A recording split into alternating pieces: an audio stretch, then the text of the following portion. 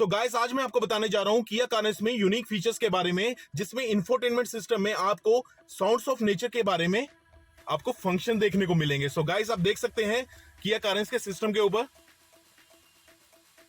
So guys, ये है किया कारेंस का इंफोटेनमेंट सिस्टम, जिसमें सारे यूनिक फीचर्स दिए गए हैं। सो गाइस, कारेंस के इंफोटेनमेंट सिस्टम में आपने मीडिया के फंक्शन पे क्लिक करना है तो आपके पास 6 ऑप्शन आ जाएंगे। तो पहला फीचर लिवली फॉरेस्ट, साउंड सुन सकते हैं आप।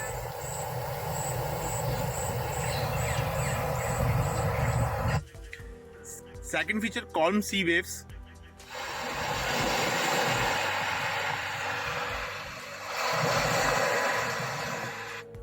Third feature rainy day. Fourth feature open air cafe.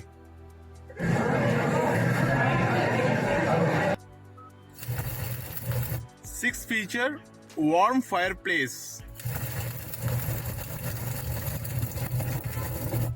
सो गाइस, आप अपने मूड के अकॉर्डिंगली अपने कार के कैबिन में साउंड को एडजस्ट कर सकते हो।